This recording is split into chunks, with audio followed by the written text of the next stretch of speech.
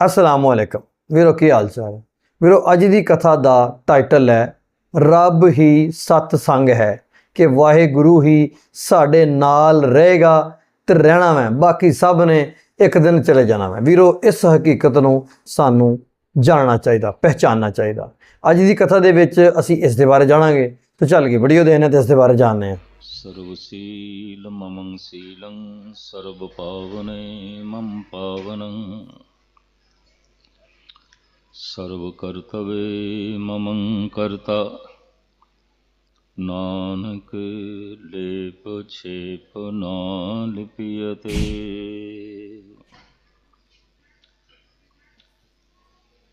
सन्मानयोग गुरु रूप साध संगत जीओ,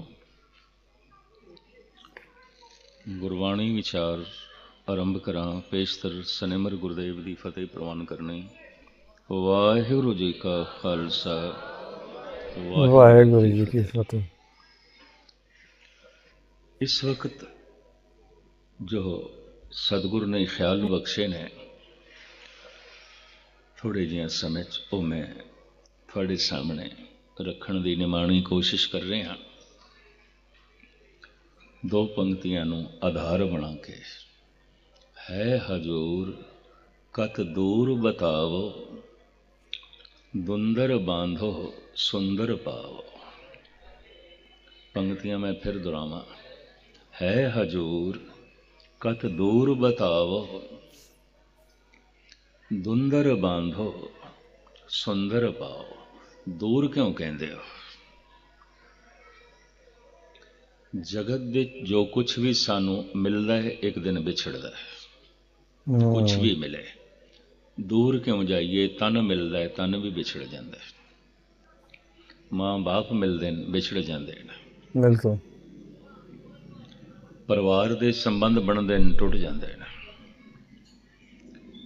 और इस तरह यार दोस्त मिलते हैं, मित्र मिलते हैं, संबंधी मिलते हैं, आखिर बिछड़ते हैं। या असी बिछड़ते हैं या वो विछड़ते हैं। वारी वारी सब दा विछोड़ा आउंदा है। पातशाह की बाणी कहती है, एक सदी भी मिलिया होया है, जन्म तो मिलिया होया है तो कदी बिछड़िया भी नहीं, लेकिन उसका पता नहीं है, बोध नहीं है। सतसंग का मतलब इन्ना है सानू उसकी समझ आ जाए जो कदी बिछड़ता ही नहीं। सानू उसकी समझ आ जाए जो सब थां ते है। हर जगह मनुख का परिवार नहीं है, हर जगह मनुख के मित्र नहीं ने, हर जगह मनुख का वतन नहीं है, हर जगह मनुख का घर नहीं है। हर जगह परमात्मा है, हर जगह ईश्वर है। सदा अंग संगे अभंगंग विभूते। हर वक्त मनुख दे नाल मित्र नहीं होंदे, पुत्र नहीं होंदे, परिवार नहीं होंदा। निरंकार हर वक्त नाल। सदा अंग संगे अभंगंग विभूते। जो सदा संग है वो भुल गया, तो जिन्हां दा संग वक्ती है, कदी कदाई है, वो याद का हिस्सा ने, याद आउंदे। तो हुण मैं अर्ज करा, जिसदी याद आवे संबंध जुड़ जाते ने, जिहड़ा भुल जावे संबंध टुट जाता है। रिश्ते याद दे ने, याद चल रही है, रिश्ता जुड़े होया है, भुल गए रिश्ता टुटिया है। असी ईश्वर नू गवाया नहीं, गवा नहीं सकते, भुलाया है, भुला सकते हैं। लफ्ज में फिर दोहरावां, असी ईश्वर नू गवाया नहीं, गवा नहीं सकते, भुलाया है, भुल सकते हैं।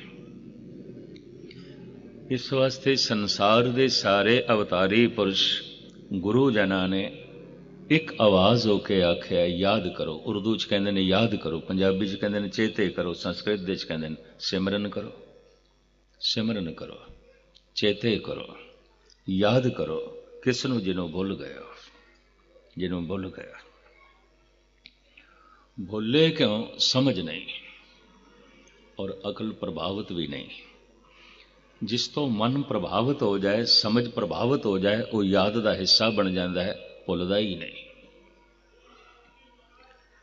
पुत्र नूं याद करना होवे, वाजा वजाण की लौड़ नहीं, तबला खड़काण की लौड़ नहीं, पुत्र की याद आपे ही आउंदी है। ਮਿੱਤਰ ਨੂੰ ਯਾਦ ਕਰਨਾ ਹੋਵੇ, ਕਥਾ ਕਹਾਣੀਆਂ ਦੀ ਲੋੜ ਨਹੀਂ ਹੈ, ਆਪੇ ਹੀ ਯਾਦ ਆਉਂਦਾ। ਪਰਿਵਾਰ ਨੂੰ ਯਾਦ ਕਰਨਾ ਹੈ, ਧਨ ਸੰਪਦਾ ਨੂੰ ਯਾਦ ਕਰਨਾ ਹੈ, ਪਦਾਰਥਾਂ ਨੂੰ ਯਾਦ ਕਰਨਾ ਹੈ, ਕੋਈ ਫਿਲਸਫਾ ਘੋਟਣ ਦੀ ਲੋੜ ਨਹੀਂ। ਕਿਸੇ ਰਾਗੀ ਸਿੰਘ ਨੂੰ ਕਹਿਣ ਦੀ ਲੋੜ ਨਹੀਂ, ਤੂੰ ਰਾਗ ਅਲਾਪ ਜ਼ਰਾ ਮੈਂ ਪਰਿਵਾਰ ਨੂੰ ਯਾਦ ਕਰ ਲਵਾਂ, ਪਦਾਰਥਾਂ ਨੂੰ ਯਾਦ ਕਰ ਲਵਾਂ। ਉਹਨਾਂ ਦੀ ਯਾਦ ਆਪੇ ਆਉਂਦੀ ਹੈ। ਕਿਉਂ? ਉਹਨਾਂ ਦੀ ਸਮਝ ਹੈ ਤੇ ਸਮਝ ਪ੍ਰਭਾਵਿਤ ਹੈ। ਜਿਸ ਤੋਂ ਮਨ ਪ੍ਰਭਾਵਿਤ ਹੋਵੇ ਉਹ ਯਾਦ ਦਾ ਹਿੱਸਾ ਬਣ ਜਾਂਦਾ ਹੈ। ਜਿਸ ਤੋਂ ਮਨ ਪ੍ਰਭਾਵਿਤ ਨਹੀਂ, ਤੁੱਛ ਹੈ, ਮਾਮੂਲੀ ਹੈ, ਐਵੇਂ ਹੈ ਜਾਂ ਹੈ ਹੀ ਨਹੀਂ, ਉਹ ਯਾਦ ਦਾ ਹਿੱਸਾ ਨਹੀਂ ਬਣਦਾ, ਉਹ ਯਾਦ ਨਹੀਂ ਆਉਂਦਾ। ਕਮਾਲ ਦੀ ਗੱਲ ਹੈ, ਪੁੱਤਰ ਯਾਦ ਆਉਂਦਾ ਹੈ, ਮਿੱਤਰ ਯਾਦ ਆਉਂਦਾ ਹੈ, ਪਰਿਵਾਰ ਯਾਦ ਆਉਂਦਾ ਹੈ, ਪਦਾਰਥ ਯਾਦ ਆਉਂਦੇ ਨੇ, ਧਨ ਸੰਪਦਾ ਯਾਦ ਆਉਂਦੀ ਹੈ, ਸੰਸਾਰ ਯਾਦ ਆਉਂਦਾ ਹੈ। ਭੁੱਲਦਾ ਹੈ ਤੇ ਕੇਵਲ ਨਿਰੰਕਾਰ ਹੀ ਭੁੱਲਦਾ ਹੈ, ਔਰ ਸਾਰੇ ਜਗਤ ਨੂੰ ਭੁੱਲਦਾ ਹੈ। ਜੋ ਮੰਦਿਰ ਮਸਜਿਦ ਗੁਰਦੁਆਰੇ ਨਹੀਂ ਆਉਂਦੇ ਉਹ ਤੇ ਭੁੱਲੇ ਹੋਏ ਨੇ, ਪਰ ਜਿਹੜੇ ਆਉਂਦੇ ਨੇ ਉਹਨਾਂ ਨੂੰ ਵੀ ਭੁੱਲਦਾ ਹੈ। ਇਸ ਚੱਕਰ 'ਚ ਨਾ ਪੈਣਾ। 1000 ਕਿਧਰੇ ਸਤਸੰਗੀ ਬੈਠੇ ਹੋਣ ਮੰਦਿਰ ਮਸਜਿਦ ਗੁਰਦੁਆਰੇ 'ਚ, ਤਾਂ ਮੈਂ ਇਤਨੀ ਗੱਲ ਦਾਅਵੇ ਨਾਲ ਕਹਿ ਸਕਦਾ ਕੋਈ ਇੱਕ ਅੱਧ ਹੋਵੇਗਾ ਜਿਹਨੂੰ ਯਾਦ ਆਉਂਦਾ ਹੋਵੇਗਾ, ਬਾਕੀ ਨਹੀਂ। ਬਾਕੀਆਂ ਲਈ ਗੁਰਦੁਆਰੇ ਆਉਣਾ ਵੀ ਮਨੋਰੰਜਨ ਹੈ, ਕਥਾ ਕੀਰਤਨ ਵੀ ਮਨੋਰੰਜਨ ਹੈ, ਇਹ ਵੀ ਮੈਂ ਅਰਜ਼ ਕਰਦੇ। ਜੋ ਯਾਦ ਦਾ ਹਿੱਸਾ ਬਣੇ, ਸਮਝ ਲਓ ਮਨ ਉਸ ਤੋਂ ਪ੍ਰਭਾਵਿਤ ਹੈ। ਮਨੁੱਖ ਪਦਾਰਥ ਤੋਂ ਪ੍ਰਭਾਵਿਤ ਹੈ, ਪ੍ਰਮਾਤਮਾ ਤੋਂ ਪ੍ਰਭਾਵਿਤ ਨਹੀਂ। ਤਾਂ ਪਦਾਰਥ ਦੀ ਖਾਤਰ ਪ੍ਰਮਾਤਮਾ ਛੋੜਿਆ ਜਾ ਸਕਦਾ ਹੈ, ਪ੍ਰਮਾਤਮਾ ਦੀ ਖਾਤਰ ਪਦਾਰਥ ਨਹੀਂ। ਮਨੁੱਖ ਪਰਿਵਾਰ ਤੋਂ ਪ੍ਰਭਾਵਿਤ ਹੈ, ਨਿਰੰਕਾਰ ਤੋਂ ਪ੍ਰਭਾਵਿਤ ਨਹੀਂ। ਪਰਿਵਾਰ ਦੀ ਯਾਦ ਹੈ, ਨਿਰੰਕਾਰ ਦੀ ਯਾਦ ਕੋਈ ਨਹੀਂ। ਮਨੁੱਖ ਧਨ ਤੋਂ ਪ੍ਰਭਾਵਿਤ ਹੈ, ਧਰਮ ਤੋਂ ਨਹੀਂ। ਇਸ ਵਾਸਤੇ ਧਨ ਦੀ ਖਾਤਰ ਧਰਮ ਛੋੜਿਆ ਜਾ ਸਕਦਾ ਹੈ, ਪਰਿਵਾਰ ਦੀ ਖਾਤਰ ਨਿਰੰਕਾਰ ਬੁਲਾਇਆ ਜਾ ਸਕਦਾ ਹੈ, ਸੰਸਾਰ ਦੀ ਖਾਤਰ, ਪਦਾਰਥਾਂ ਦੀ ਖਾਤਰ ਪ੍ਰਮਾਤਮਾ ਨੂੰ ਪਰੇ ਸੁੱਟਿਆ ਜਾ ਸਕਦਾ ਹੈ। ਔਰ ਐਸਾ ਹੈ। ਇਹ ਠੀਕ ਹੈ, ਪਦਾਰਥ ਉਸੇ ਨੇ ਬਣਾਏ ਨੇ, ਸੰਸਾਰ ਉਸੇ ਨੇ ਬਣਾਇਆ ਹੈ, ਤੇ ਪਰਿਵਾਰ ਦੇ ਸੰਬੰਧ ਵੀ ਉਸੇ ਨੇ ਬਣਾਏ ਨੇ। ਧੀਆਂ ਪੂਤ ਸਭ ਹਰ ਕੇ ਕੀਏ, ਸਭਨਾ ਕੋ ਸੰਬੰਧ ਕਰ ਦਈਏ। ਮਾਤ ਪਿਤਾ ਸੁਤ ਬੰਧਪ ਭਾਈ, ਨਾਨਕ ਹੋਆ ਪਾਰ ਬ੍ਰਹਮ ਸਹਾਈ। ਇਹ ਸਾਰੇ ਰਿਸ਼ਤੇ ਤੇ ਬਣਾਏ ਉਸੇ ਨੇ। ਪਰ ਕਮਾਲ ਦੀ ਗੱਲ, ਰਿਸ਼ਤੇਦਾਰ ਯਾਦ ਆਵਣ ਜਿਸ ਨੇ ਰਿਸ਼ਤੇ ਬਣਾਏ ਨੇ, ਤੇ ਜੋ ਮਹਾਨ ਰਿਸ਼ਤੇਦਾਰ ਹੈ ਕਦੀ ਵਿਛੜਦਾ ਹੀ ਨਹੀਂ, ਉਹ ਭੁੱਲ ਜਾਏ। ਇਸ ਵਾਸਤੇ ਦੁਨੀਆ ਦੇ तमाम ਅਵਤਾਰੀ ਪੁਰਸ਼ਾਂ ਨੇ ਆਖਿਆ ਯਾਦ ਕਰੋ। ਕੀਰਤਨ ਮਨੁੱਖ ਕਰ ਰਿਹਾ, ਕੀਰਤਨ ਸੁਣ ਰਿਹਾ, ਉਹਦੀ ਯਾਦ ਕੋਈ ਨਹੀਂ। ਪਾਠ ਮਨੁੱਖ ਕਰ ਰਿਹਾ, ਉਸ ਦੀ ਯਾਦ ਕੋਈ ਨਹੀਂ। ਕਥਾ ਕਰ ਰਿਹਾ, ਉਸ ਦੀ ਯਾਦ ਨਹੀਂ ਹੈ। ਦਾਨ ਪੁੰਨ ਕਰ ਰਿਹਾ, ਸੇਵਾ ਕਰ ਰਿਹਾ, ਉਸ ਦੀ ਯਾਦ ਨਹੀਂ। ਔਰ ਜਿਤਨੀ ਚਿਰ ਤੱਕ ਉਸ ਦੀ ਯਾਦ ਨਹੀਂ, ਹਿਰਦਾ ਪਵਿੱਤਰ ਨਹੀਂ ਹੋ ਸਕਦਾ। ਜਿਤਨੀ ਚਿਰ ਤੱਕ ਉਸ ਦੀ ਯਾਦ ਨਹੀਂ, ਖੇੜਾ ਨਹੀਂ ਹੋ ਸਕਦਾ, ਖੁਸ਼ੀ ਨਹੀਂ ਹੋ ਸਕਦੀ। ਤਾਂ ਰੋਂਦੇ ਪਿੱਟਦੇ ਮਿਲਣਗੇ ਕੀਰਤਨ ਕਰਨ ਵਾਲੇ, ਰੋਂਦੇ ਪਿੱਟਦੇ ਮਿਲਣਗੇ ਪਾਠ ਕਰਨ ਵਾਲੇ, ਅਕਸਰ ਦੁਖੀ ਮਿਲਣਗੇ ਗੁਰਦੁਆਰੇ ਮੰਦਿਰ ਮਸਜਿਦਾਂ 'ਚ ਆਉਣ ਵਾਲੇ। ਇਹ ਤੇ ਕੁਛ ਵੀ ਨਹੀਂ, ਇੱਕ ਸੱਚਾਈ ਹੈ। ਇਹ ਤੇ ਹੁਣ ਮੈਨੂੰ ਨਹੀਂ ਪਤਾ ਕਿੰਨੀ ਕੁ ਸੱਚਾਈ ਤੁਸੀਂ ਸੁਣ ਲੈਂਦੇ ਹੋ, ਤਾਂ ਤੁਹਾਡਾ ਹਾਜ਼ਮਾ ਕਿੰਨਾ ਕੁ ਹੈ। ਅਗਰ ਪ੍ਰਮਾਤਮਾ ਆਨੰਦ ਹੈ ਤਾਂ ਫਿਰ ਮਨੁੱਖ ਦੁਖੀ ਕਿਉਂ ਹੈ? ਗੁਰਦੁਆਰੇ ਆਉਣ ਵਾਲਾ ਤੇ ਦੁਖੀ ਨਹੀਂ ਹੋਣਾ ਚਾਹੀਦਾ। ਅਗਰ ਪ੍ਰਮਾਤਮਾ ਆਨੰਦ ਹੈ, ਖੁਦਾ ਆਨੰਦ ਹੈ, ਤਾਂ ਨਮਾਜ਼ੀ ਤੇ ਦੁਖੀ ਨਹੀਂ ਹੋਣਾ ਚਾਹੀਦਾ।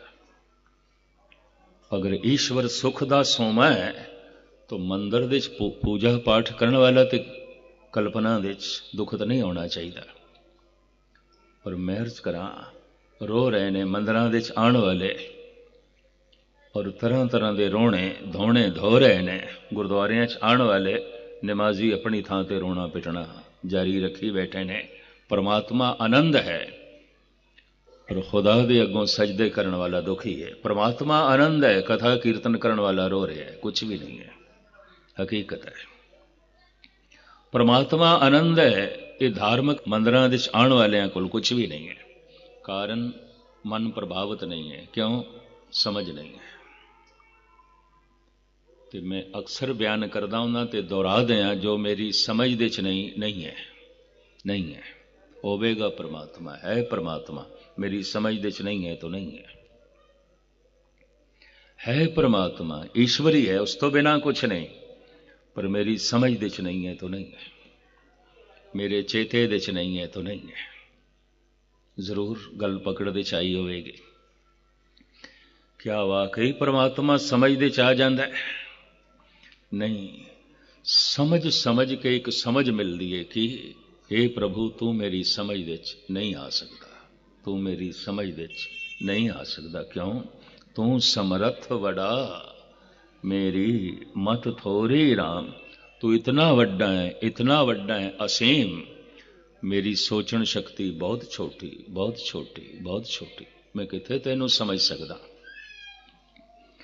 ਸਮਝ ਕੇ ਇਹ ਸਮਝ ਮਿਲਦੀ ਹੈ ਕਿ हे ਪ੍ਰਭੂ ਮੈਂ ਤੈਨੂੰ ਸਮਝ ਨਹੀਂ ਸਕਦਾ। ਤੂੰ ਸਮਝ ਪ੍ਰਭਾਵਿਤ ਹੋ ਜਾਂਦੀ ਹੈ, ਉਹਨੂੰ ਪਤਾ ਚੱਲ ਜਾਂਦਾ ਹੈ ਉਹ ਤੇ ਸਾਗਰ ਹੈ ਤੇ ਮੇਰੀ ਅਕਲ ਤੇ ਇੱਕ ਪਿਆਲਾ ਹੈ, ਪਿਆਲੇ 'ਚ ਸਾਗਰ ਕਿੱਥੇ ਆਏਗਾ?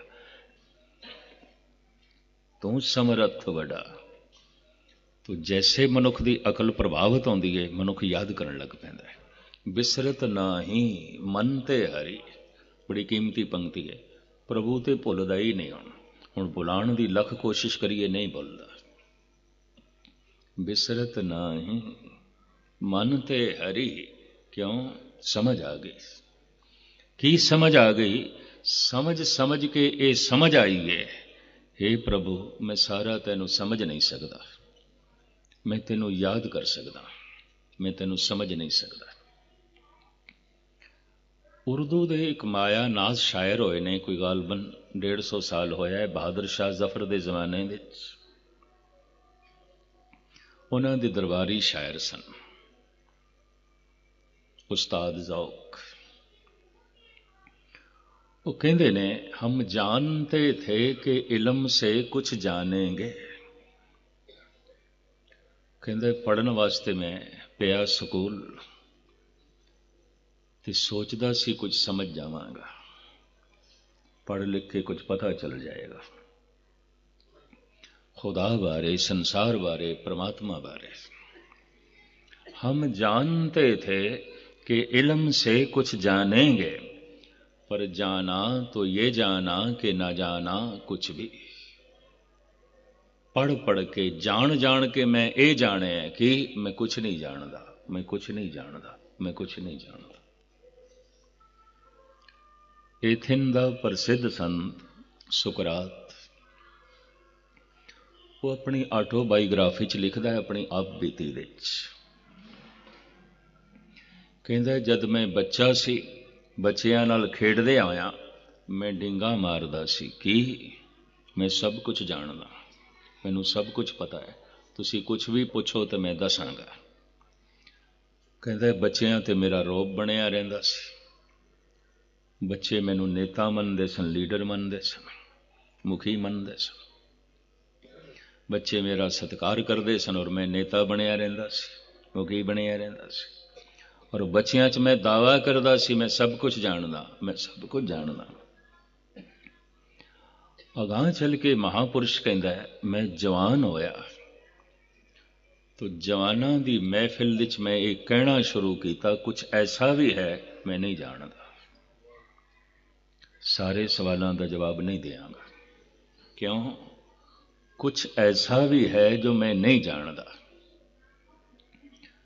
फिर अगां चल के लिखदा है, अज मैं बुढ़ा हो गया, अज मैं बिरध हो गया और मैं ऐलानिया कह रहा मैं कुछ भी नहीं जानता, मैं कुछ भी नहीं जानता।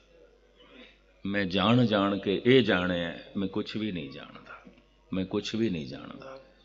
धन गुरु नानक देव जी महाराज कहते ने, सोई अजान कहे मैं जानिया, महामूर्ख उसनों समझ लो जो दावा करे मैं जान ले। सोई अजान कहे मैं जानिया, जानन हार न जाना रे। पर जिसने जान लिया कि मैं नहीं जान सकता, ये जान लिया। बड़ा वड्डा जानना है, बहुत वड्डा ज्ञान है कि जिसने ये जान लिया कि मैं नहीं जान सकता, तू इतना महान है, इतना महान है, मैं नहीं तेनू नाप सकता, मैं नहीं तेन तोल सकता, मैं नहीं तेरी सिफतां दी गिणती कर सकता। वो चीज़ पकड़ दे च आ जाती है, समझ दे च आ जाती है, जो नाप दे च आ जाए, तोल दे च आ जाए, गिणती च आ जाए। पर जो गिणती च भी ना आवे, तोल दे च भी ना आवे, नाप दे च भी ना आवे, ਸਮਝਦੇ 'ਚ ਵੀ ਨਾ ਆਵੇ ਤਾਂ ਫਿਰ ਕਿਸ ਤਰ੍ਹਾਂ ਬਿਆਨ ਕਰੋਗੇ? ਅਸੀਮ ਹੈ। ਅਸੀਂ ਉਸ ਨੂੰ ਗਵਾਇਆ ਨਹੀਂ, ਗਵਾ ਨਹੀਂ ਸਕਦੇ। ਉਹ ਤੇ ਵਿਆਪਕ ਹੈ, ਸਭ ਕੁਝ ਉਸੇ ਦੇ ਵਿੱਚ ਹੈ, ਉਸ ਤੋਂ ਬਾਹਰ ਕੁਝ ਵੀ ਨਹੀਂ ਹੈ। ਇਸ ਦੇ ਉੱਤੇ ਮੈਂ ਇੱਕ ਉਦਾਹਰਣ ਦੇਣਾ ਹੁੰਦਾ, ਤੁਹਾਡੇ ਸਾਹਮਣੇ ਰੱਖਾਂ। ਇੱਕ ਮੱਛਲੀ ਸਾਗਰ ਵਿੱਚ ਆਪਣੇ ਪਰਿਵਾਰ ਤੋਂ ਬਹੁਤ ਦੂਰ ਜਾ ਸਕਦੀ ਹੈ, ਔਰ ਅਕਸਰ ਹਜ਼ਾਰਾਂ ਮੀਲ ਦੂਰ ਚਲੀ ਜਾਂਦੀ ਹੈ, ਕਿਉਂਕਿ ਜ਼ਮੀਨ ਨਾਲੋਂ 3 ਗੁਣਾ ਪਾਣੀ ਜ਼ਿਆਦਾ ਹੈ। ਸਾਗਰ ਬਹੁਤ ਵੱਡਾ ਹੈ। ਇੱਕ ਮੱਛਲੀ ਆਪਣੇ ਜਨਮ ਸਥਲ ਤੋਂ ਬਹੁਤ ਦੂਰ ਜਾ ਸਕਦੀ ਹੈ, ਔਰ ਅਕਸਰ ਹਜ਼ਾਰਾਂ ਮੀਲ ਦੂਰ ਚਲੀ ਜਾਂਦੀ ਹੈ। ਇੱਕ ਮੱਛਲੀ ਆਪਣੇ ਇਲਾਕੇ ਤੋਂ, ਆਪਣੇ ਵਤਨ ਤੋਂ ਬਹੁਤ ਦੂਰ ਜਾ ਸਕਦੀ ਹੈ, ਔਰ ਅਕਸਰ ਹਜ਼ਾਰਾਂ ਮੀਲ ਦੂਰ ਚਲੀ ਜਾਂਦੀ ਹੈ। ਲੱਖ ਵੀ ਮੱਛਲੀ ਕੋਸ਼ਿਸ਼ ਕਰੇ, ਸਾਗਰ ਤੋਂ ਦੂਰ ਨਹੀਂ ਜਾ ਸਕਦੀ, ਪਾਣੀ ਤੋਂ ਦੂਰ ਨਹੀਂ ਜਾ ਸਕਦੀ। ਜਿੱਥੇ ਜਾਏਗੀ ਪਾਣੀ ਤੇ ਹੈ, ਜਿੱਥੇ ਜਾਏਗੀ ਸਾਗਰ ਤੇ ਹੈ। ਮਨੁੱਖ ਆਪਣੇ ਵਤਨ ਤੋਂ ਦੂਰ ਜਾ ਸਕਦਾ ਹੈ, ਔਰ ਅਕਸਰ ਚਲਾ ਜਾਂਦਾ ਹੈ। ਮਨੁੱਖ ਆਪਣੇ ਘਰ ਤੋਂ ਦੂਰ ਜਾ ਸਕਦਾ ਹੈ, ਔਰ ਅਕਸਰ ਰੋਜ਼ ਚਲਾ ਜਾਂਦਾ ਹੈ। ਮਨੁੱਖ ਆਪਣੇ ਪਰਿਵਾਰ ਤੋਂ ਦੂਰ ਜਾ ਸਕਦਾ ਹੈ, ਔਰ ਅਕਸਰ ਚਲਾ ਜਾਂਦਾ ਹੈ। ਲੱਖ ਵੀ ਕੋਸ਼ਿਸ਼ ਕਰੇ, ਮਨੁੱਖ ਨਿਰੰਕਾਰ ਤੋਂ ਦੂਰ ਨਹੀਂ ਜਾ ਸਕਦਾ, ਕਿਉਂਕਿ ਜਿੱਥੇ ਜਾਏਗਾ ਨਿਰੰਕਾਰ ਤੇ ਹੈ। ਤੂੰ ਸਭਨੀ ਥਾਈ ਜਿੱਥੇ ਹੋ ਜਾਈ, ਸਾਚਾ ਸਿਰਜਣਹਾਰ ਜੀ, ਤੂੰ ਤੇ ਸਾਰੀ ਥਾਂ। ਮੈਂ ਫਿਰ ਅਰਜ਼ ਕਰਾਂ, ਸਾਰੀ ਥਾਂ ਤੇ ਮੇਰਾ ਵਤਨ ਨਹੀਂ ਹੈ, ਸਾਰੀ ਥਾਂ ਤੇ ਮੇਰਾ ਜਨਮ ਸਥਲ ਨਹੀਂ ਹੈ, ਸਾਰੀ ਥਾਂ ਤੇ ਮੇਰਾ ਪਰਿਵਾਰ ਨਹੀਂ ਹੈ, ਸਾਰੀ ਥਾਂ ਤੇ ਮੇਰਾ ਨਿਰੰਕਾਰ ਹੈ। ਤੂੰ ਸਭਨੀ ਥਾਈ ਜਿੱਥੇ ਹੋ ਜਾਏ, ਸਾਚਾ ਸਿਰਜਣਹਾਰ ਜੀਓ। ਜੋ ਕਿਸੇ ਵਕਤ ਹੈ ਤੇ ਕਿਸੇ ਵਕਤ ਨਹੀਂ, ਤੇ ਕਿਸੇ ਥਾਂ ਤੇ ਹੈ ਤੇ ਕਿਸੇ ਥਾਂ ਤੇ ਨਹੀਂ, ਉਹ ਤੇ ਯਾਦ ਆਉਂਦਾ ਹੈ। ਪਰ ਜੋ ਵਿਆਪਕ ਹੈ ਉਹ ਬੋਲਦਾ ਹੈ। ਇਸ ਵਾਸਤੇ ਸਤਸੰਗ, ਇਹ ਮੰਦਰ ਮਸਜਿਦ ਇਸ ਵਾਸਤੇ ਨੇ, ਇਹ ਗੁਰਦੁਆਰੇ ਇਸ ਵਾਸਤੇ ਨੇ, ਉਹਦੀ ਯਾਦ ਆ ਜਾਏ, ਉਸ ਦੀ ਯਾਦ ਆ ਜਾਏ। ਮੈਂ ਫਿਰ ਅਰਜ਼ ਕਰਾਂ, ਅਸੀਂ ਉਸ ਨੂੰ ਗਵਾਇਆ ਨਹੀਂ, ਗਵਾ ਨਹੀਂ ਸਕਦੇ। ਭੁਲਾਇਆ ਹੈ, ਭੁਲਾ ਸਕਦੇ ਹਾਂ। ਉਹਨੂੰ ਭੁੱਲ ਜਾਣਾ ਮਹਾਂ ਦੁੱਖ ਹੈ, ਉਹਨੂੰ ਯਾਦ ਕਰਨਾ ਮਹਾਂ ਆਨੰਦ ਹੈ। ਤੁਧ ਚਿਤ ਆਏ ਮਹਾਂ ਆਨੰਦਾ, ਜਿਸ ਵਿਸਰੇ ਸੋ ਮਰ ਜਾਏ ਜੀਓ। ਧੰਨ ਗੁਰੂ ਗੋਬਿੰਦ ਸਿੰਘ ਜੀ ਮਹਾਰਾਜ ਦੇ ਅਨੰਨ ਭਗਤ ਭਾਈ ਸਾਹਿਬ ਭਾਈ ਨੰਦ ਲਾਲ,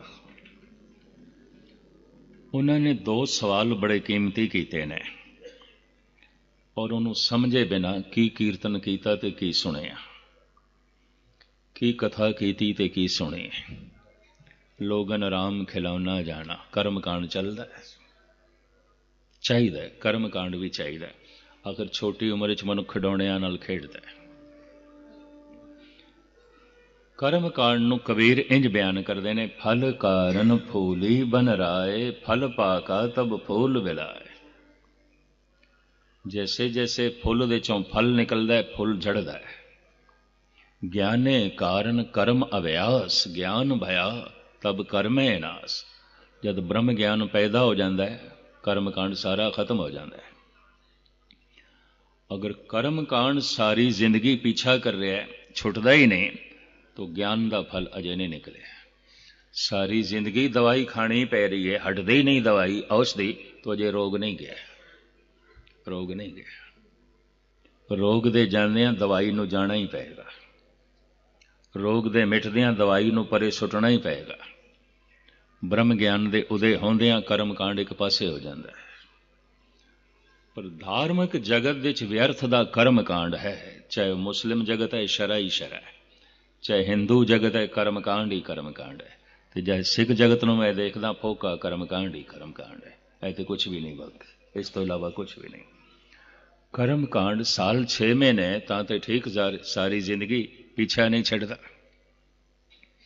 या कर्म कांड इंज है जिवें पहली क्लास विच बच्चे नूं पाया, उन्होंने अजे अक्षरां दा बोध नहीं है, तो इसनूं अक्षरां दा बोध हो सके तस्वीरां राही समझाया जाता है।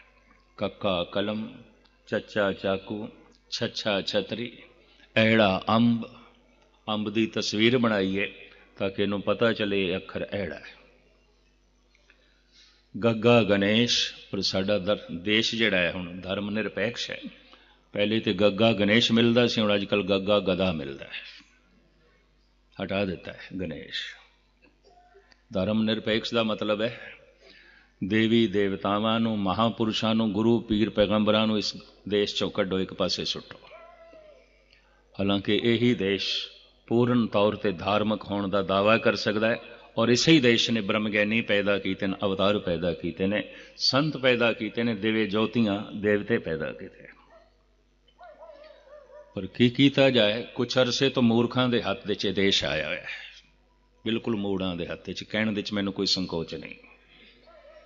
ਠੀਕ ਹੈ, ਕਿਸੇ ਵਕਤ ਛੋਟੇ ਛੋਟੇ ਇਲਾਕੇ ਦੇ ਰਾਜੇ ਸਨ, ਸ਼੍ਰੀ ਰਾਮ, ਸ਼੍ਰੀ ਕ੍ਰਿਸ਼ਨ, ਜਨਕ, ਮਹਾਰਾਜਾ ਰਣਜੀਤ ਸਿੰਘ ਧਾਰਮਿਕ ਸਨ, ਦੇਸ਼ ਦੀ ਫਿਜ਼ਾ ਧਾਰਮਿਕ ਬਣੀ ਹੋਈ ਸੀ। ਕਿਧਰੇ ਹਰੀਸ਼ਚੰਦਰ ਸੀ, ਕਿਧਰੇ ਜਨਕ ਸੀ। ਰਾਮ ਵੀ ਰਾਜਾ ਸਨ ਅਯੁੱਧਿਆ ਦੇ, ਸ਼੍ਰੀ ਕ੍ਰਿਸ਼ਨ ਵੀ ਰਾਜਾ ਸਨ ਦੁਆਰਕਾ ਦੇ, ਮਹਾਰਾਜਾ ਰਣਜੀਤ ਸਿੰਘ ਵੀ ਰਾਜਾ ਸਨ ਪੰਜਾਬ ਦੇ। ਉਹ ਗੁਰਮੁਖ ਪਹਿਲੇ ਸਨ, ਗੁਰਸਿੱਖ ਪਹਿਲੇ ਸਨ, ਰਾਜਾ ਬਾਅਦ ਦੇ ਸਨ। ਕੋਈ ਵੀ ਚੀਜ਼ ਕੀਮਤੀ ਘਰ ਦੇ ਵਿੱਚ ਆਏ, ਮਹਾਰਾਜਾ ਸਾਹਿਬ ਨੂੰ, ਰਣਜੀਤ ਸਿੰਘ ਨੂੰ ਗੁਰੂ ਚੇਤੇ ਆ ਜਾਂਦਾ ਹੈ। ਕਹਿੰਦੇ ਨੇ ਨਿਜ਼ਾਮ ਹੈਦਰਾਬਾਦ ਕੁਝ ਮੁਸ਼ਕਿਲ ਦੇ 'ਚ ਪਿਆ, ਉਹਨੇ ਮਹਾਰਾਜਾ ਰਣਜੀਤ ਸਿੰਘ ਤੋਂ ਮਦਦ ਮੰਗੀ ਫੌਜ ਦੀ। ਆਖਿਆ ਘੱਟ ਤੋਂ ਘੱਟ 1000 ਖਾਲਸਾ ਮੈਨੂੰ ਚਾਹੀਦਾ ਹੈ, ਮੇਰੀ ਰਿਆਸਤ ਵਿੱਚ ਬਗਾਵਤ ਹੈ, ਮੈਥੋਂ ਕਾਬੂ ਨਹੀਂ ਹੋ ਰਹੀ। ਮਹਾਰਾਜਾ ਸਾਹਿਬ ਨੇ ਉਸ ਜ਼ਮਾਨੇ 'ਚ 1000 ਖਾਲਸੇ ਲਾਹੌਰ ਤੋਂ ਭੇਜੇ, ਜਿਨ੍ਹਾਂ ਨੂੰ ਅੱਜ ਅਸੀਂ ਦੱਖਣੀ ਸਿੰਘ ਕਹਿੰਦੇ ਹਾਂ। ਮਹਾਰਾਸ਼ਟਰ ਦੇ ਜੋ ਰਹਿੰਦੇ ਨੇ, ਤਮਿਲਨਾਡੂ ਦੇ ਜੋ ਰਹਿੰਦੇ ਨੇ, ਆਂਧਰਾ ਦੇ ਜੋ ਰਹਿੰਦੇ ਨੇ, ਇਹ ਉਹੀ ਨੇ ਜੋ ਮਹਾਰਾਜਾ ਸਾਹਿਬ ਨੇ ਭੇਜੇ ਸਨ। ਅੱਜ ਉਹਨਾਂ ਦੀ ਬਹੁਤ ਵੱਡੀ ਤਾਦਾਦ ਹੈ, ਔਰ ਉੱਥੇ ਹੀ ਉਹਨਾਂ ਨੇ ਸ਼ਾਦੀਆਂ ਦੇ ਸਿਲਸਿਲੇ ਚਲਾਏ ਤਾਂ ਮਿਕਸ ਜਿਹਾ ਫੈਮਿਲੀ ਹੋ ਗਈ ਹੈ ਉਹਨਾਂ ਦੀ। ਰੰਗ ਰੂਪ ਵੀ ਉਹਨਾਂ ਦਾ ਆਂਧਰਾ, ਤਮਿਲ ਜਾਂ ਮਹਾਰਾਸ਼ਟਰ ਜੈਸਾ ਹੋ ਗਿਆ। ਲੇਕਿਨ ਸਿੱਖੀ ਦਾ ਜਜ਼ਬਾ ਬੜਾ ਪ੍ਰਬਲ ਹੈ ਦੱਖਣੀ ਸਿੰਘਾਂ ਦੇ ਵਿੱਚ, ਇੰਜ ਕਹਿ ਲਓ। ਸਿੱਖੀ ਦੀ ਸਹੀ ਤਸਵੀਰ ਉਹਨਾਂ ਕੋਲ ਮੌਜੂਦ ਹੈ, ਸਿੱਖੀ ਪਿਆਰ ਵੀ ਮੌਜੂਦ ਹੈ, ਸਿੱਖੀ ਜਜ਼ਬਾ ਵੀ ਮੌਜੂਦ ਹੈ। ਜਦ ਨਿਜ਼ਾਮ ਹੈਦਰਾਬਾਦ ਉਸਨੇ ਦੇਖਿਆ ਇਹਨਾਂ 1000 ਖਾਲਸਿਆਂ ਨੇ ਅਮਨ ਬਹਾਲ ਕਰ ਦਿੱਤਾ ਹੈ, ਔਰ ਖੁਸ਼ੀ ਵਜੋਂ ਮਹਾਰਾਜਾ ਰਣਜੀਤ ਸਿੰਘ ਦੇ ਜਨਮ ਦਿਨ ਤੇ ਨਿਜ਼ਾਮ हैदराबाद ने एक बड़ी खूबसूरत चांदनी भेजी, चंदोआ भेजे।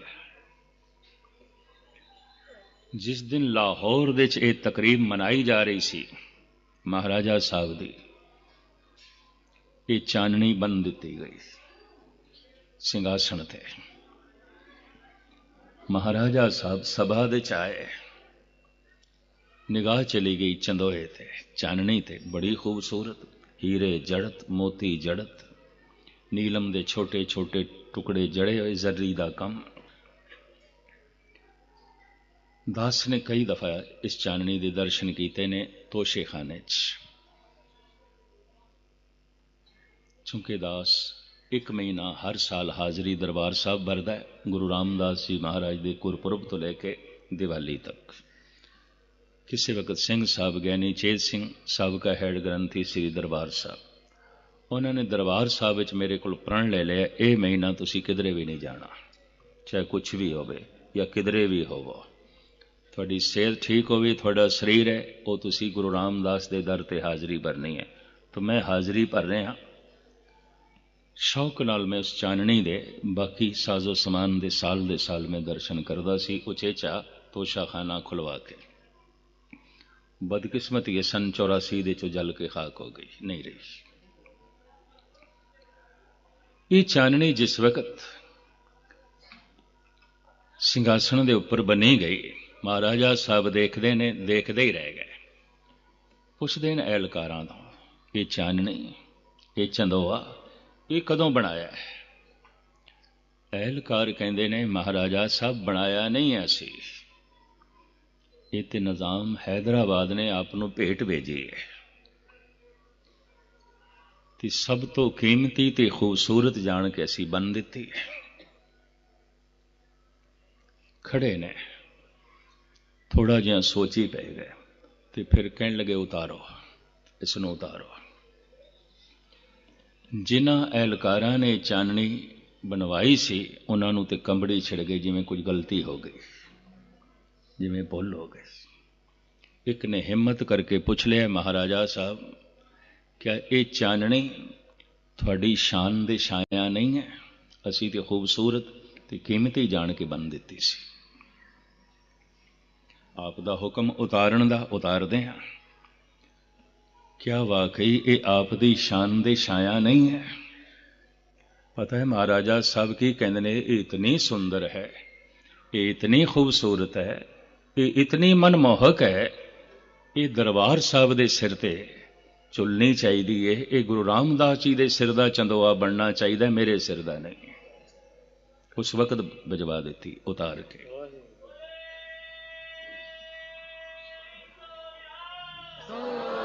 ਘਰ ਵਿੱਚ ਤਾਕਤ ਵੱਧਦੀ ਜਾ ਰਹੀ ਹੈ, ਸਾਜ਼ੋ ਸਮਾਨ ਵੱਧਦਾ ਜਾ ਰਿਹਾ ਹੈ, ਪਦਾਰਥ ਵੱਧਦੇ ਜਾ ਰਹੇ ਨੇ। ਮਹਾਰਾਜਾ ਸਾਹਿਬ ਦੇ ਹਿਰਦੇ ਵਿੱਚ ਪ੍ਰਮਾਤਮਾ ਦਾ ਪ੍ਰੇਮ ਵੱਧਦਾ ਜਾ ਰਿਹਾ ਹੈ, ਰਾਜ ਸਤਾ ਵੱਧਦੀ ਜਾ ਰਹੀ ਹੈ, ਗੁਰੂ ਭਗਤੀ ਵੀ ਵੱਧਦੀ ਜਾ ਰਹੀ ਹੈ। ਆਮ ਕੀ ਹੁੰਦਾ ਹੈ, ਘਰ ਵਿੱਚ ਪਦਾਰਥ ਆਣੇ ਸ਼ੁਰੂ ਹੋਏ ਤੇ ਘਰ ਦੇ ਚੋਂ ਰਹਿਤ ਵਹਿਤ ਨਿਕਲਣੀ ਸ਼ੁਰੂ ਹੋ ਗਈ। ਧਨ ਚੋਖਾ ਆਣਾ ਸ਼ੁਰੂ ਹੋ ਗਿਆ, ਹਿਰਦੇ ਚ ਧਰਮ ਨਿਕਲਣਾ ਸ਼ੁਰੂ ਹੋ ਗਿਆ।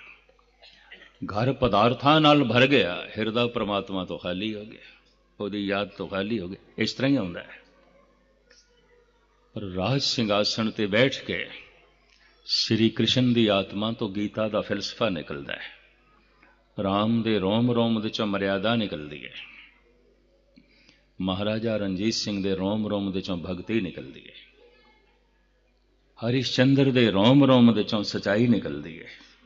ਇਹ ਦੇਸ਼ ਧਾਰਮਿਕ ਰਾਜਿਆਂ ਦਾ ਦੇਸ਼ ਸੀ, ਬਦਕਿਸਮਤ ਅਧਾਰਮਿਕ ਲੋਕਾਂ ਦੇ ਹੱਥ 'ਚ ਆ ਗਿਆ। ਉਹ ਦੇਸ਼ ਦੇ 'ਚ ਇਹ ਜੋ ਪਸਤੀ, ਖਾਸ ਕਰਕੇ ਇਖਲਾਕੀ ਪਸਤੀ, ਹਰ ਪੱਖ ਦੀ ਜਿਹੜੀ ਪਸਤੀ ਅਸੀਂ ਦੇਖਦੇ ਹਾਂ, ਭਾਵੇਂ ਕੋਈ ਕੁਛ ਆਖੇ, ਮੈਂ ਇਸ ਦਾ ਇੱਕ ਇਹ ਕਾਰਨ ਸਮਝਦਾ, ਧਰਮ ਨਿਰਪੇਖ ਸਿਆਸਤ ਰਾਜਨੀਤੀ। ਧਰਮ ਚਾਹੀਦਾ ਹੈ ਵਿਵਹਾਰ ਵਿੱਚ, ਤਾਂ ਕਿ ਵਿਵਹਾਰ ਵਿੱਚ ਬੇਈਮਾਨੀ ਨਾ ਹੋਵੇ।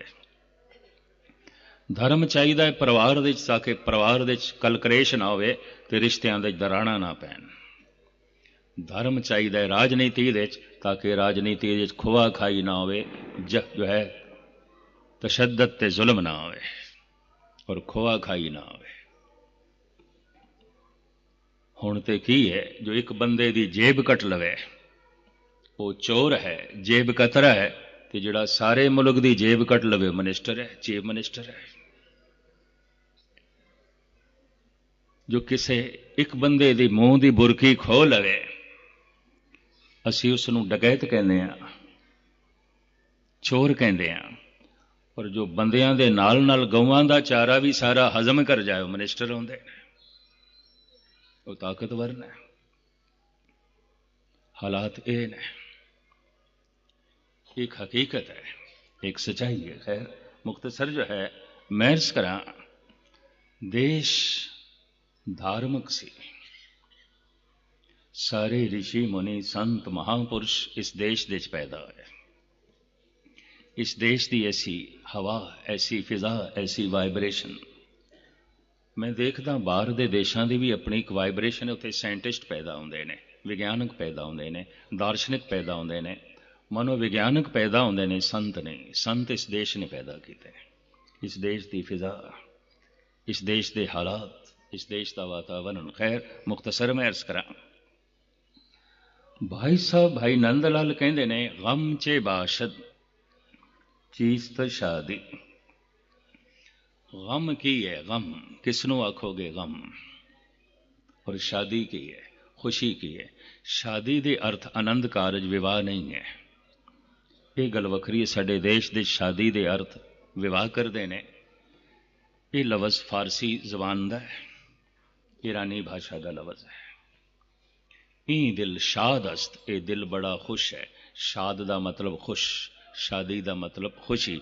ई खाना शादी अस्त, इस घर दे खुशी है। विवाह लई आनंद कारज लई उन्हां कोल दूजा इस्लामी शब्द है निकाह। भाई इस घर दे निकाह हो रहा है। निकाह तो मुराद लेंदे ने विवाह हो रहा है, आनंद कारज हो रहा है। शादी लफ्ज़ वो खुशी लई वरतदे ने, पर साडे देश दे इस दे अर्थ विवाह बन गए, निकाह बन गए, आनंद कारज बन गए। भाई साहब भाई नंद लाल शादी लफ्ज़ नूं खुशी दे रूप विच लैंदे ने। गम चे बाशद गम की है, चीज़ तो शादी खुशी की है। तो असी पूछ सकते हैं भाई नंद लाल को, सानू इतना भी ज्ञान नहीं खुशी की है तो गम की है। यकीन जानो नहीं पता, ना खुशी के कारणों का पता है, ना गम के कारणों का पता है, ना दुखों के बीज का पता है, ना सुखों के मूल का पता है। नहीं पता मनुख नूं, ये हकीकत है। इसे वास्ते सुख के हेत बहुत दुख पावत, सेव करत जन जन की। गुरु तेग बहादुर साहब जी महाराज कहते सारे उद्यम वसीले ते बंदा सुख वास्ते करता है, पल्ले सिवाय दुख दे और कुछ नहीं पैंदा। तो इसका मतलब है जिहड़ा बीज बो रिहा सी, सोचदा सी इस चों सुख निकलेगा, निकलिया दुख। सुख के हेत बहुत दुख पावत, सेव करत जन जन की। संसार दे पदार्थां राही, परिवार राही, धन राही लोड़ां दी पूर्ति हो सकती है, सुख नहीं मिलेगा। नहीं तो सारे धनवान सुखी होने चाहिए ने, सारे ही रो रहे हैं। पुत्र मिल गए, एक लोड़ां दी पूर्ति हो गई है, सुख नहीं मिलेगा। नहीं तो सारे पुत्रां वाले सुखी होने ही चाहिए। पति मिल गया, पत्नी मिल गई है, जायज घराना मिल गया, लोड़ां दी पूर्ति हुई है, सुख नहीं मिलता। नहीं तो सारे परिवारक जीवन वाले सुखी होने चाहिए। सब रोंदे पिटदे मिलते पे, सुखी तो एक भी नहीं मिलता। सुख ना ही हर भगत बिना। मनुख नूं नहीं पता ना सुखां दे मोल दा, ना दुखां दे मोल दा। गम चे बाशद गम की है, चीज़ तो शादी खुशी की है। भाई साहब खुद जवाब देंदे ने, लगदा है इंज उन्होंने भी पता सी आम बंदियां दे कोल सुख दुख दे जिहड़े बीज ने गलत ने, सूझबूझ जिहड़ी है गलत है। गम चे बाशद गफलत अज यादे खुदा। परमात्मा नूं भुल जाना बस यही दुख है, और कोई दुख नहीं। चीज़ तो शादी खुशी की है, याद आंबा मुनतहा। उन्होंने याद करना ही खुशी है, और कोई खुशी नहीं। अगर परमात्मा की याद नहीं तो चंगे परिवार दे होंदियां भी मनुख रोंदा रहेगा।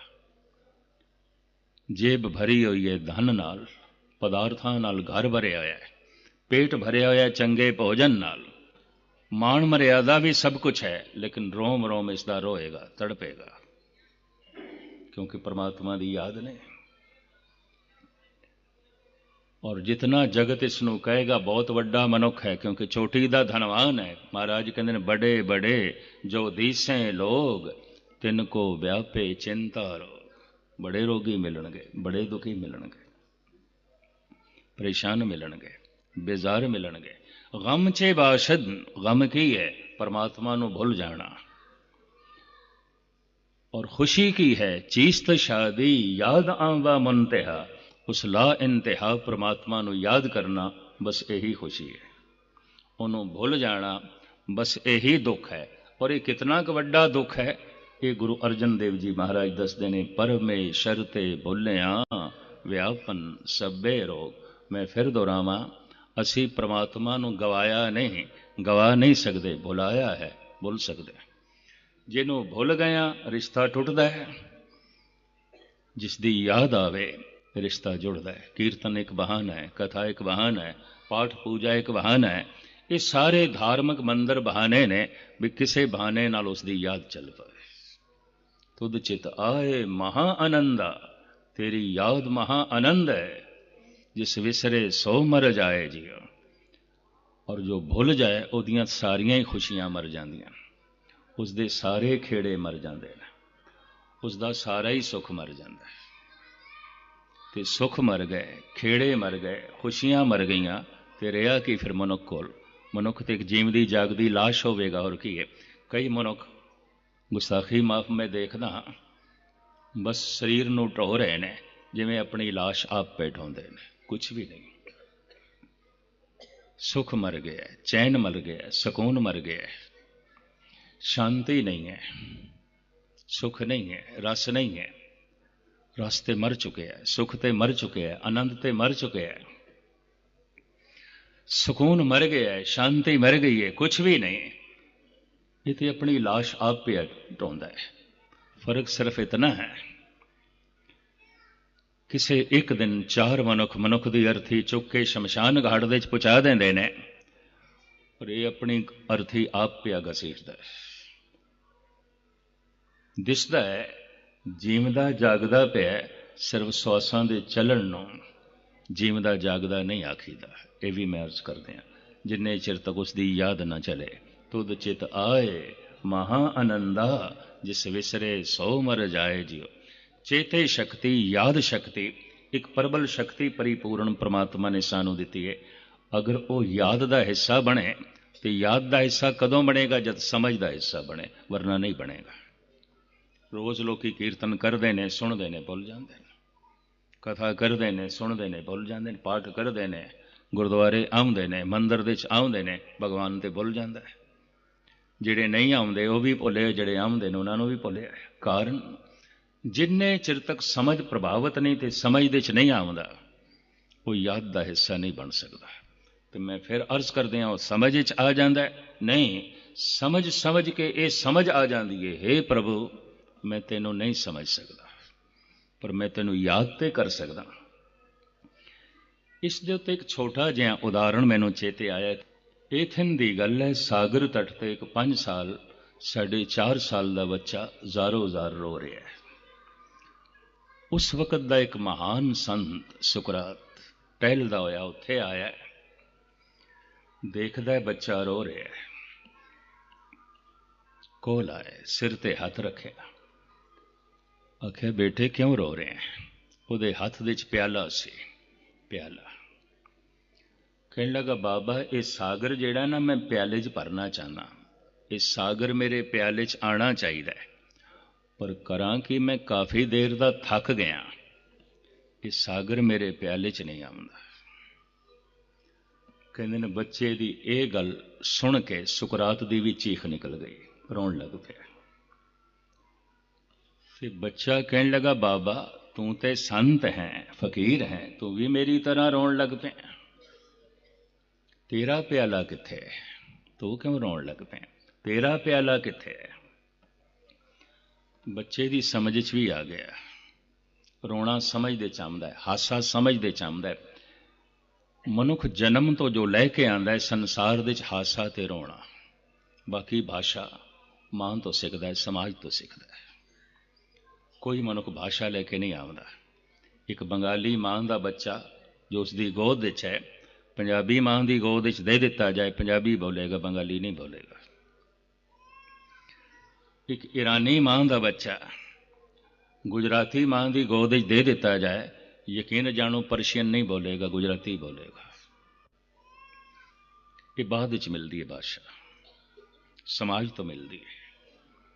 ਸੰਸਕਾਰਾਂ ਦੇ ਤੇ ਹੱਸਣਾ ਤੇ ਰੋਣਾ ਹੈ, ਔਰ ਇਹ ਸਾਰੀ ਦੁਨੀਆ ਦਾ ਸਾਂਝਾ। ਜਦ ਕੋਈ ਹੱਸ ਰਿਹਾ ਹੋਵੇ, ਅਸੀਂ ਇਸ ਤਰ੍ਹਾਂ ਨਹੀਂ ਆਖਦੇ ਇਹ ਹਿੰਦੀ ਦੇ ਚ ਹੱਸਦਾ ਪਿਆ ਜਾਂ ਸਿੰਧੀ ਦੇ ਚ ਹੱਸਦਾ ਪਿਆ, ਇੰਗਲਿਸ਼ ਦੇ ਚ ਹੱਸ ਰਿਹਾ ਜਾਂ ਜਰਮਨ ਦੇ ਚ ਹੱਸ ਰਿਹਾ, ਪੰਜਾਬੀ ਦੇ ਚ ਹੱਸ ਰਿਹਾ ਜਾਂ ਬੰਗਾਲੀ ਦੇ ਚ ਹੱਸ ਰਿਹਾ, ਹੱਸ ਰਿਹਾ।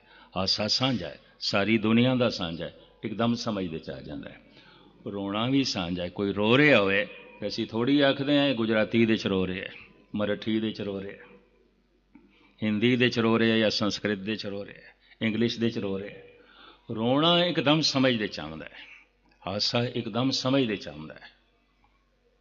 ਬੱਚਾ ਵੀ ਸਮਝ ਗਿਆ, ਬਾਬਾ ਰੋ ਪਿਆ, ਫਕੀਰ ਤੇ ਰੋ ਰਿਹਾ। ਬਾਬਾ ਤੇਰਾ ਪਿਆਲਾ ਕਿੱਥੇ ਹੈ? ਮੇਰਾ ਪਿਆਲਾ ਵੀ ਮੇਰੇ ਕੋਲ ਹੈ। ਐ ਮੇਰੇ ਬੇਟੇ ਤੂੰ ਸਾਗਰ ਨੂੰ ਪਿਆਲੇ 'ਚ ਭਰਨਾ ਚਾਹੁੰਦਾ, ਮੈਂ ਪੂਰੇ ਦੇ ਪੂਰੇ ਪਰਮਾਤਮਾ ਨੂੰ, ਖੁਦਾ ਨੂੰ ਆਪਣੇ ਦਿਮਾਗ ਦੇ 'ਚ ਭਰਨਾ ਚਾਹੁੰਦਾ, ਜਾਣਨਾ ਚਾਹੁੰਦਾ।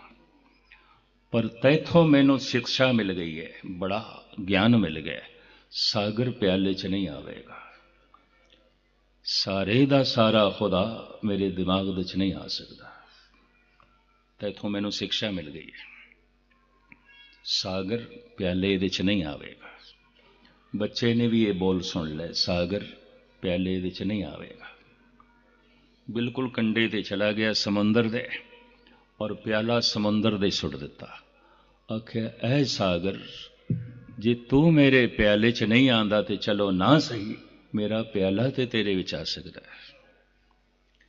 ਕਹਿੰਦੇ ਨੇ ਇਹ 80 ਸਾਲ ਦਾ ਬੁੱਢਾ ਫਕੀਰ ਉਸ ਬੱਚੇ ਦੇ ਪੈਰੀ ਪੈ ਗਿਆ, ਸਜਦਾ ਕੀਤਾ ਹੈ। ਐ ਖੁਦਾ, ਤੂੰ ਤੇ ਸਾਰੇ ਦਾ ਸਾਰਾ ਮੇਰੇ ਵਿੱਚ ਨਹੀਂ ਪ੍ਰਗਟ ਹੋ ਸਕਦਾ, ਮੈਂ ਸਾਰੇ ਦਾ ਸਾਰਾ ਤੇਰੇ ਵਿੱਚ ਲੀਨ ਹੋ ਸਕਦਾ। ਸਮਝ ਆ ਗਈ ਮੈਨੂੰ। ਸੂਰਜ ਦੀ ਕਿਰਨ ਮੇਰੇ ਘਰ ਆ ਸਕਦੀ ਹੈ, ਉਸ ਦੀ ਰੋਸ਼ਨੀ ਮੇਰੇ ਘਰ ਆ ਸਕਦੀ ਹੈ, ਤੇ ਜੇ ਮੈਂ ਜ਼ਿੱਦ ਕਰਾਂ ਨਹੀਂ ਇਹ ਸਾਰਾ ਸੂਰਜ ਮੇਰੇ ਘਰ ਆਵੇ, ਮੇਰੇ ਕਮਰੇ 'ਚ ਮੇਰੇ ਨਾਲ ਬੈਠੇ, ਜ਼ਮੀਨ ਨਾਲੋਂ ਹਜ਼ਾਰਾਂ ਗੁਣਾ ਵੱਡਾ ਇਹ ਸੂਰਜ, ਸਾਰੀ ਧਰਤੀ ਦੇ ਉੱਤੇ ਵੀ ਜਿਸ ਨੂੰ ਥਾਂ ਕੋਈ ਨਹੀਂ, ਤੇਰੇ ਕਮਰੇ 'ਚ ਥਾਂ ਮਿਲੇਗੀ, ਤੇਰੇ ਕੋਲ ਥਾਂ ਮਿਲੇਗੀ। ਪਰ ਆ ਸਕਦਾ ਹੈ, ਉਹਦੀ ਕਿਰਨ ਆ ਸਕਦੀ ਹੈ, ਉਹਦੀ ਰੋਸ਼ਨੀ ਆ ਸਕਦੀ ਹੈ, ਪਰਮਾਤਮਾ ਦੇ ਗੁਣ ਆ ਸਕਦੇ ਨੇ, ਪਰਮਾਤਮਾ ਦਾ ਆਨੰਦ ਆ ਸਕਦਾ ਹੈ, ਪਰਮਾਤਮਾ ਦੀ ਚੇਤਨਾ ਅੰਦਰ ਪ੍ਰਗਟ ਹੋ ਸਕਦੀ ਹੈ। ਤੂੰ ਸਮਰੱਥ ਬੜਾ, ਮੇਰੀ ਮਤ ਥੋਰੇ ਰਾਮ। ਪਰ ਜੇ ਕਿਧਰੇ ਕਿਨਕਾ ਮਾਤਰ ਵੀ ਪ੍ਰਗਟ ਹੋ ਜਾਏ ਤਾਂ ਪਾਤਸ਼ਾਹ ਕਹਿੰਦੇ ਨੇ, ਕਿਨਕਾ ਏਕ ਜਿਸ ਜੀ ਬਸਾਵੇ, ਤਾਂ ਕਿ ਮਹਿਮਾ ਗਣੀ ਨਾ ਆਵੇ। ਸਾਹਿਬ ਰਹਿਮਤ ਕਰਨ। ਈਸ਼ਵਰ ਤੁਹਾਡੀ ਯਾਦ ਦਾ ਹਿੱਸਾ ਬਣੇ, ਗੁਰੂ ਤੁਹਾਡੀ ਯਾਦ ਦਾ ਹਿੱਸਾ ਬਣੇ, ਪ੍ਰਭੂ ਤੁਹਾਡੀ ਸਮਝ ਦਾ ਹਿੱਸਾ ਬਣੇ, ਤਾਂ ਕਿ ਕੀਤਾ ਹੋਇਆ ਇਹ ਉਦਮ ਉਪਰਾਲਾ ਸਫਲ ਹੋ ਸਕੇ। ਇਤਨੀਆਂ ਵਿਚਾਰਾਂ ਪ੍ਰਵਾਨ ਕਰਨੀਆਂ। ਸਾਰਿਆਂ ਦਾ ਬਾਰ-ਬਾਰ ਹਾਰਦਿਕ ਤੌਰ 'ਤੇ ਧੰਨਵਾਦ। ਭੁੱਲ ਚੁੱਕ ਦੀ क्षमा। ਵਾਹਿਗੁਰੂ ਜੀ ਕਾ ਖਾਲਸਾ। ਵੀਰੋ, ਹਰ ਦੀਨ ਦਾ ਸਿਰਫ ਇੱਕ ਹੀ ਸਭ ਤੋਂ ਵੱਡਾ ਮਕਸਦ ਹੈ ਕਿ ਵਾਹਿਗੁਰੂ ਅੱਲਾ ਰੱਬੁਲ ਇੱਜ਼ਤ ਦੀ ਜ਼ਾਤ ਦੇ ਨਾਲ ਜੁੜ ਜਾਓ। ਇਹ ਐਸੀ ਜ਼ਾਤ ਹੈ ਜਿਹੜੀ ਪਹਿਲੇ ਦਿਨ ਤੋਂ, ਜਦੋਂ ਅਸੀਂ ਦੁਨੀਆ ਦੇ ਅੰਦਰ ਆਉਂਦੇ ਹਾਂ, ਇਨਸਾਨ ਪੈਦਾ ਹੁੰਦਾ ਹੈ, ਉਦੋਂ ਤੋਂ ਲੱਗ ਕੇ ਤੇ ਮਰਨ ਤੱਕ ਇਨਸਾਨ ਦੇ ਨਾਲ ਵਾਹਿਗੁਰੂ ਦਾ ਤਲਕ ਜੁੜਿਆ ਰਹਿੰਦਾ ਹੈ। ਹੋਰ ਕੋਈ ਵੀਰੋ ਸਤਸੰਗੀ ਰਿਸ਼ਤੇਦਾਰ ਕੋਈ ਐਸਾ ਨਹੀਂ ਜਿਹੜਾ ਉਹਦੇ ਨਾਲ ਰਵੇ। ਹਰ ਕਿਸੇ ਦਾ ਇੱਕ ਟਾਈਮ ਹੈ। ਮਾਂ-ਬਾਪ ਹੈ ਵੀਰੋ, ਉਹ ਵੀ ਚਲੇ ਜਾਂਦੇ ਹੈ, ਬੁੱਢੇ ਹੋ ਕੇ ਮਰ ਜਾਂਦੇ ਹੈ। ਕੁਝ ਦੋਸਤ ਸਾਥੀ ਹੈ, ਉਹ ਕੁਛ ਟਾਈਮ ਤੱਕ ਮਿਲਦੇ ਹੈ, ਫਿਰ ਉਹ ਵੀ ਵਿਛੜ ਜਾਂਦੇ ਹੈ, ਪਹਿਲੇ ਨਹੀਂ ਮਿਲੇ ਨਹੀਂ ਹੁੰਦੇ, ਕਿ ਜਿਹੜਾ ਵੀ ਮਿਲਦਾ ਹੈ ਉਹ ਚਲੇ ਜਾਂਦਾ। ਵੀਰੋ, ਅਸਲ ਜ਼ਿੰਦਗੀ ਦਾ ਮਕਸਦ ਕੀ ਹੈ? ਅੱਲਾ ਰੱਬੁਲ ਇੱਜ਼ਤ ਦੀ ਜ਼ਾਤ ਦੇ ਨਾਲ ਜੁੜਨਾ। ਤੇ ਇਸ ਮਕਸਦ ਨੂੰ ਹੀ ਅਸੀਂ ਭੁਲਾਈ ਬੈਠੇ ਹਾਂ। ਜਿਹੜਾ ਸਭ ਤੋਂ ਵੱਡਾ ਮਕਸਦ ਹੈ, ਉਹ 'ਤੇ ਮਾਰਗ 'ਤੇ ਕੁਝ ਚੱਲਦਾ ਨਹੀਂ। ਅਸੀਂ ਦੁਨੀਆ ਦੇ ਬਾਕੀ ਸਤਸੰਗੀ ਜਿਹੜੇ ਸਾਡੇ ਹੈ, ਮਾਂ-ਬਾਪ ਹੈ, ਭੈਣ ਭਰਾ ਹੈ, ਮੀਆਂ ਬੀਵੀ ਹੈ, ਔਲਾਦ ਹੈ, ਦੋਸਤ ਹੈ, ਉਹਨਾਂ ਦਾ ਖਿਆਲ ਰੱਖਦੇ ਹਾਂ, ਉਹਨਾਂ ਦੀ ਜ਼ਰੂਰੀਆਤ, ਉਹਨਾਂ ਦੀ ਖੁਸ਼ੀ, ਨਾਰਾਜ਼ ਨਾ ਹੋ ਜਾਣ, ਉਹਨਾਂ ਦੀ ਹਰ ਚੀਜ਼ ਦਾ ਖਿਆਲ ਰੱਖਦੇ ਹਾਂ। ਲੇਕਿਨ ਜਿਹੜੀ ਜ਼ਾਤ ਸਾਡੇ ਨਾਲ ਜੁੜੀ ਹੈ, ਜਿਹਨੇ ਸਾਡੇ ਨਾਲ ਹੀ ਰਹਿਣਾ ਹੈ, ਜਿਹੜੀ ਹਮੇਸ਼ਾ ਹੀ ਬਾਕੀ ਰਹਿਣ ਵਾਲੀ ਹੈ, ਉਸ ਦਾ ਅਸੀਂ ਖਿਆਲ ਹੀ ਨਹੀਂ ਕਰਦੇ ਕਿ ਅੱਲਾ ਰੱਬੁਲ ਇੱਜ਼ਤ ਦੇ ਜਿਹੜੇ ਅਹਿਕਾਮਾਤ ਹੈ, ਜਿਹੜੇ ਅੱਲਾ ਰੱਬੁਲ ਇੱਜ਼ਤ ਨੇ ਹੁਕਮ ਦਿੱਤੇ ਹੈ, ਜਿਨ੍ਹਾਂ 'ਤੇ ਚੱਲਣ ਦਾ ਅੱਲਾ ਪਾਕ ਨੇ ਅਰਸ਼ਾਦ ਫਰਮਾਇਆ, ਫਿਰ ਉਹ ਕੰਮ ਹੀ ਨਹੀਂ ਕਰਦੇ, ਉਸ ਕੰਮਾਂ ਦੇ ਉਲਟ ਚੱਲਣੇ ਹੈ। ਅਗਰ ਸਾਨੂੰ ਇਸ ਚੀਜ਼ ਦਾ ਅਹਿਸਾਸ ਹੋ ਜਾਏ, ਅਗਰ ਸਾਡਾ ਮਨ ਅੱਲਾ ਰੱਬੁਲ ਇੱਜ਼ਤ ਦੀ ਜ਼ਾਤ ਨਾਲ ਜੁੜ ਜਾਵੇ, ਤੇ ਅਸੀਂ ਕਦੀ ਗੁਨਾਹ ਕਰੀਏ ਹੀ ਨਾ। ਕਿਉਂਕਿ ਜਦੋਂ ਗੁਨਾਹ ਕਰੀਏ ਤੇ ਅੱਲਾ ਦੀ ਜ਼ਾਤ ਸਾਨੂੰ ਦੇਖ ਰਹੀ ਹੈ, ਫਿਰ ਗੁਨਾਹ ਕਿਸ ਤਰ੍ਹਾਂ ਕਰਾਂਗੇ? ਅਸੀਂ ਕਦੀ ਗੁਨਾਹ ਨਹੀਂ ਕਰਾਂਗੇ। ਵੀਰੋ, ਇਹੋ ਹੀ ਜ਼ਿੰਦਗੀ ਦਾ ਅਸਲ ਮਕਸਦ ਹੈ। ਆਪਣੇ ਆਪ ਨੂੰ ਕੋਸ਼ਿਸ਼ ਕਰੋ ਕਿ ਅੱਲਾ ਪਾਕ ਵਾਹਿਗੁਰੂ ਨਾਲ ਜੋੜੋ। ਸੰਤ ਸਿੰਘ ਮਸਕੀਨ ਰਾਂਦੀ ਤੁਸੀਂ ਹਰ ਕਥਾ ਨੂੰ ਅਗਰ ਬਗੌਰ ਮੁਤਾਲਿਆ ਕਰੋ, ਤੇ ਹਰ ਕਥਾ ਦੇ ਅੰਦਰ ਤੁਹਾਨੂੰ ਕਿਤੇ ਨਾ ਕਿਤੇ ਇਹੋ ਹੀ ਪ੍ਰਚਾਰ ਮਿਲੇਗਾ ਕਿ ਅੱਲਾ ਰੱਬੁਲ ਇੱਜ਼ਤ ਦੀ ਜ਼ਾਤ ਦੇ ਨਾਲ ਜੁੜ ਜਾਓ। ਇਹ ਦੁਨੀਆ ਆਰਜ਼ੀ ਹੈ, ਇਹਨੇ ਇੱਕ ਦਿਨ ਖਤਮ ਹੋ ਜਾਣਾ। ਵੀਰੋ, ਤੁਹਾਨੂੰ ਕਿਸ ਤਰ੍ਹਾਂ ਲੱਗੀ ਅੱਜ ਦੀ ਕਥਾ? ਕਮੈਂਟ ਕਰਕੇ ਆਪਣੀ ਕੀਮਤੀ ਰਾਏ ਦਾ ਹਾਲ ਲਾਜ਼ਮੀ ਕਰਨਾ। ਆਪਣਾ ਢੇਰ ਸਾਰਾ ਖਿਆਲ ਰੱਖਣਾ, ਦੁਆਵਾਂ ਯਾਦ ਰੱਖਣਾ। ਅੱਲਾ ਹਾਫਿਜ਼।